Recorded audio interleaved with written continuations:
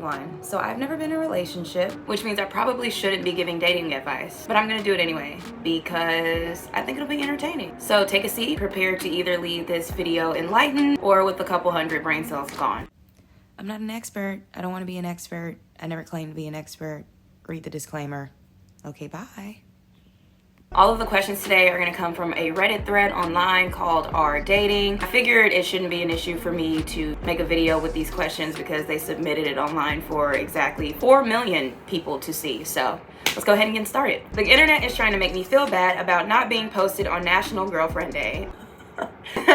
Sorry, I don't mean to laugh. It's just like, what a modern catastrophe. I don't really mind that I'm not posted because I don't need to be posted for me to feel appreciated by him. But oh my God, some parts of social media will really hammer how bad it is to not be posted. And it makes me almost feel bad. Like I'm not trying to get in my head about it. First of all, I just want to say, screw what the internet is saying, because again, the internet is not reality. Go outside and touch grass. And I'm saying that to everyone. I'm saying that to myself. We need to remember to go outside and touch grass and talk with real human beings. National Girlfriend Day, National Boyfriend Day. What days are those? I don't even know what that is. Every day is some new holiday. Go on social media, it's just like, it's National Awareness of the International Global Pets Donut Day. It's just like, what? How am I supposed to celebrate that? Everyone go in the comments right now and just come up with a holiday. Please, just go ahead and come up with a holiday. I'm designating whatever day that I post this. I don't know when I'm going to post this. Whatever date this is posted is going to be, what did I say? National Awareness of the Pets Global Donut Day. That's today. So feel free to come back next year. We can celebrate together. It's just completely ridiculous. And as if Valentine's Day, anniversaries, birthdays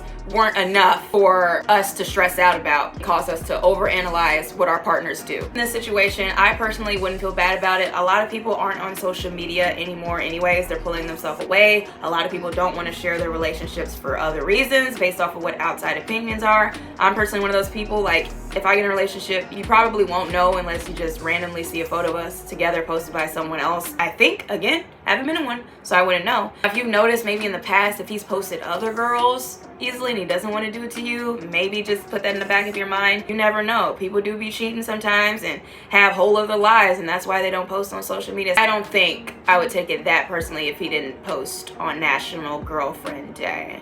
Maybe Valentine's Day. National Girlfriend's Day, that's just kind of goofy. You've already got so many other holidays and stuff that he could post you for. You don't need to add that one to the list. I, 23-year-old male, met this girl, 22-year-old female, at the end of April from Hinge, and we had an immediate connection on our first date. We went on multiple dates over a short period of time, and things were kind of amazing.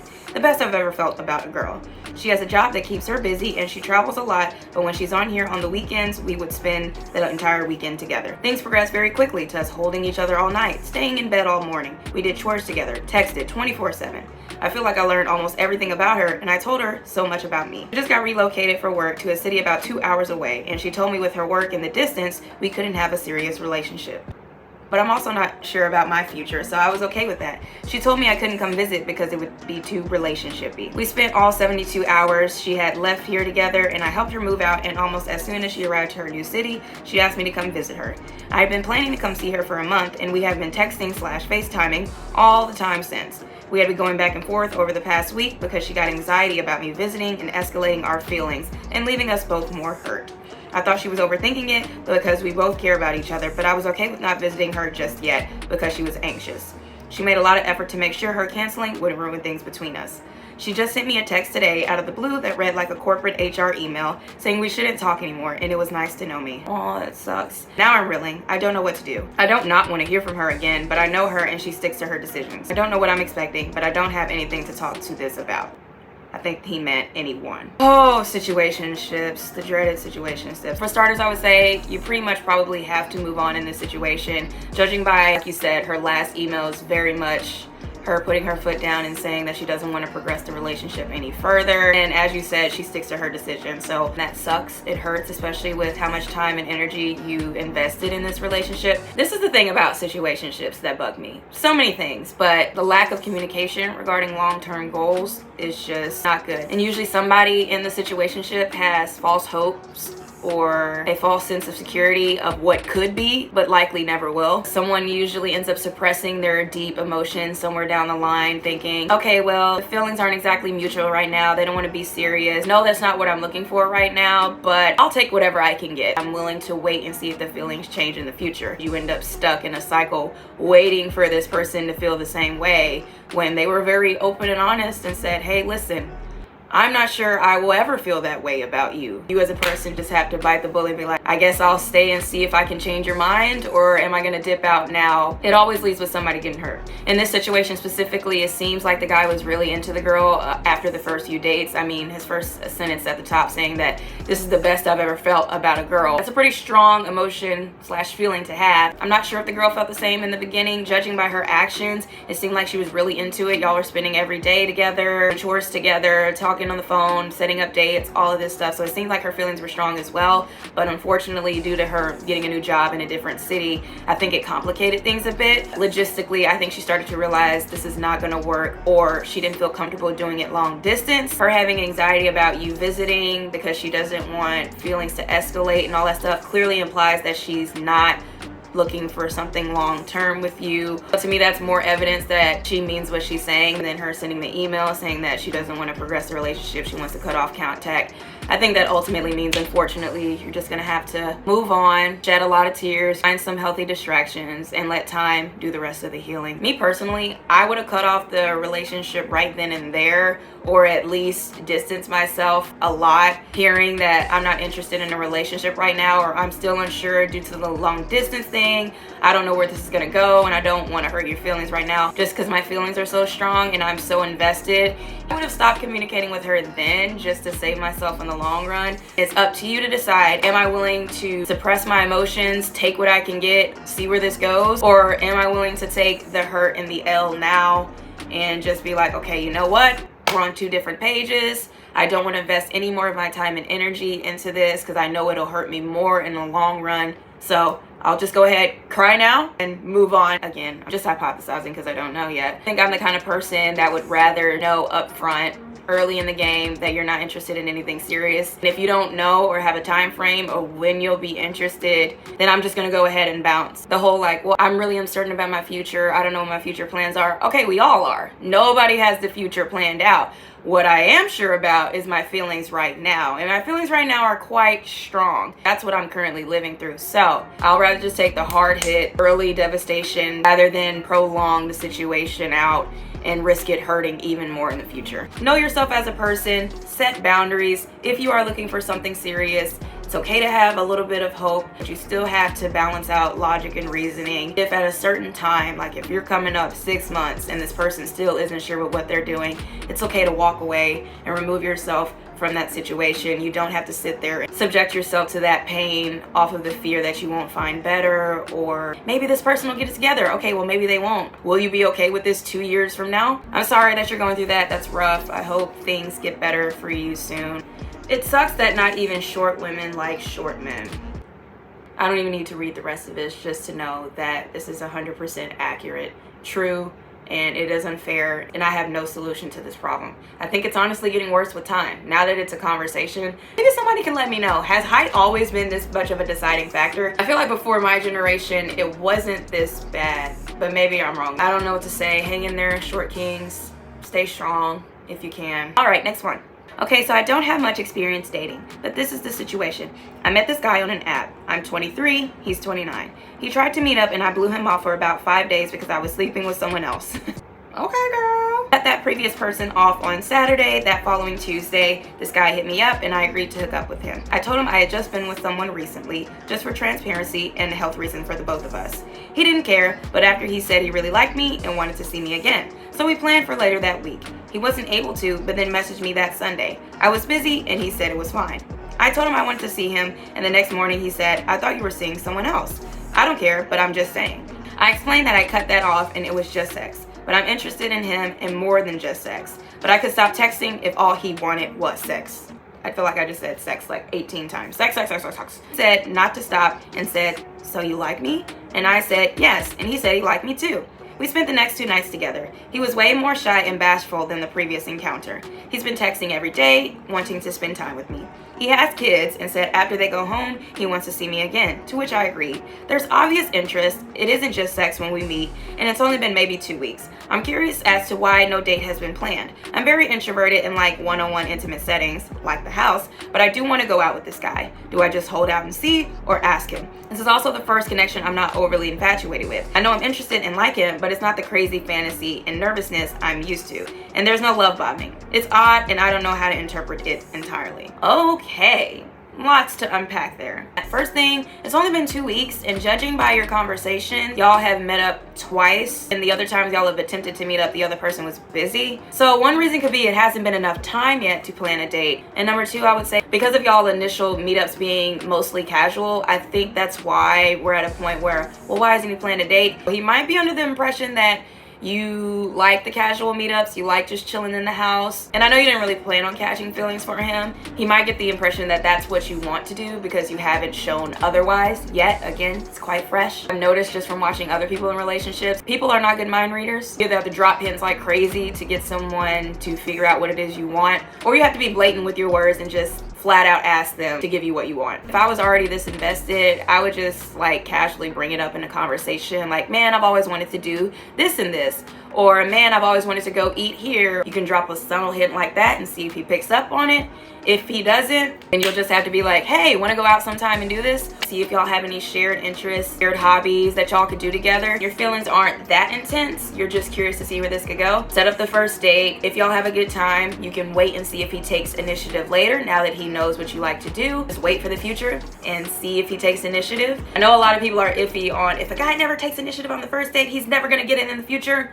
Maybe that's true. I wouldn't know. If you want to give him a chance, one chance, take it. If he doesn't plan anything in the future, then you can go ahead and bounce. This is why I kind of think it's important to date with intention, and for your heart's sake, just expect the initial intention to be the future intention as well. So if you start off just dating casually, the likelihood that the meetups, courting, all that stuff will be casual as well. It might stay that way for a long time because that's the precedent that was set. Obviously, it can change over time if you have those conversations. So if you prefer men to plan out dates and take initiative when it comes to courting and all of that stuff, I would say look for a more serious meetup rather than a casual meetup. If you have a casual meetup, just let it be that. I don't know. Do I stay friends with my female coworker? So my coworker and I have been friends for about 7 months now. We've done solo and group activities together. I've always thought she was attractive and I really developed strong feelings for her. Over time now, I've realized she's not interested in me. And not to be pathetic, but it's been very difficult hearing her mention dates she's been on. I know she'll find a boyfriend someday and it's killing me. I really do enjoy her company though, but I'm questioning whether it's best to end the friendship for my own well-being. What should I do? The friend zone. Being in the friend zone sucks. 100% every single time. It's just one of the worst feelings ever. My advice would be to keep cordial distance with this person. By that, I mean just minimize your interactions with them to where you're still technically a little friendly, but you're not getting super invested with their lives and their daily activities. No phone calls or anything that's like an hour long. When you're chatting at work and stuff, just know when to cut it off. Certain things are an issue, like you mentioned her talking about her dates and stuff. I couldn't imagine sticking along for that conversation, trying to pretend that everything's okay. When she's just like, oh God, I went on the best date last night. Like literally, it was the best connection, best interaction I've had with the opposite sex in years. Like I cannot wait to see this person again. It was so unreal. Like, whoa. Well, it's nice to know that our conversations have been like watching paint dry. Basically just keeping the conversations at slightly above surface level. If you still want to have that person in your life. Or maybe that's too much and you'll just have to do the full snip. And I didn't like that. Maybe you just have to fully cut her out of your life and just completely forget she exists. Next one. I've been talking to a guy for 3 months now. He told me that he's still friends with his ex-dates. Ex-dates? Okay, so I'm thinking like ex-dates as in people he's dated, with whom he had a physical relationship. Oof. One of the girls hangs out with him at his place and he says she is a good friend and they don't have anything sexual. We both argued against it because I feel it's not okay. Is it normal that people can be friends with their ex-dates? Please advise what I should be doing about this. Oh girl. But this is a no-no. This is not good. Personally don't like that at all, and I wouldn't entertain a guy who's still hanging out with his ex one-on-one at his house. with nobody else around. Different if other people are around. Sometimes you date someone or you're in a relationship with someone and y'all have mutual friends to where certain times when you go out, it's inevitable that this ex will be around. But if y'all are like just chilling at the crib, one-on-one, like kikiing on the couch, all of that, it's a no for me. Sorry, babe. Get a new friend, preferably male, find a new hobby. I don't know. She's gotta go. I feel like that would make any person insecure or uncomfortable to see the person that they're dating or the person they're in a relationship hang out with their ex one-on-one repeatedly and say they enjoy that and that they're not willing to stop. I just scrolled down a little bit further to read the comments under this, and it says that she and the guy are actually not in a relationship yet. They're still dating. It definitely changes the nature of the question. I guess you could say that he's still entitled to talk to who he wants to talk to if he's not committed to you seriously. If that includes his exes, it includes his exes because y'all technically aren't together. I still see it as a bit of a red flag, in a sense of if y'all are not in a serious relationship and you want to be, and he's still concerned about his freedom to talk with his exes and talk what he wants to, that means he probably doesn't want to be in a serious relationship with you. I can either leave or wait for him to be serious about me. Should I give a second chance after getting stood up? I matched with a guy and we have been texting for a week. He seems like a nice guy, replies on time, doesn't keep me waiting, asks about my day, etc. He was on a road trip and just returned yesterday. We had originally planned on meeting tomorrow. He insisted that we meet yesterday after he reaches the city.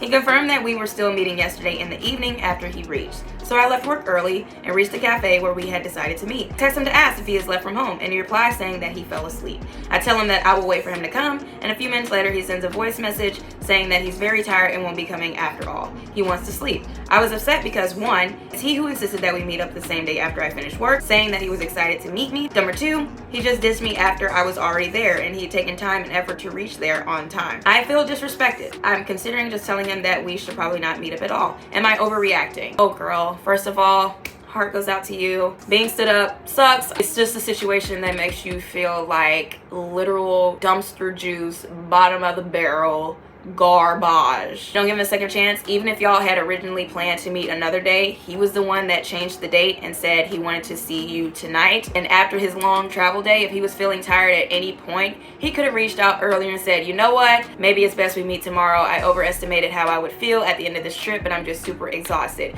You reach out at a reasonable time, not after somebody's already left, and you definitely don't ghost and just leave them hanging. For you to already be at the restaurant and him to not reach out, you reach out to him and he says, I fell asleep. Okay, and then when you try and say, yeah, well, I can just wait here, and they're like, no, I would prefer to sleep. Okay, so you're not taking me seriously. Had I not reached out, you probably would have just not responded and stayed asleep. Not hot. Thank you so much for watching today. I have some other cool video concepts that I want to record. I'm just not sure in what order I want to do them. So I think I'm going to make a community post and ask y'all what you would like to see the most out of all of the options. And I'll post that next. But also, if you have any other video ideas for me, feel free to drop them in the comments below. Go ahead and also follow me on all my other social medias. And by all my other, I mean just Instagram and TikTok. That's all I'm on right now. But yeah, thank y'all so much for watching, and bye.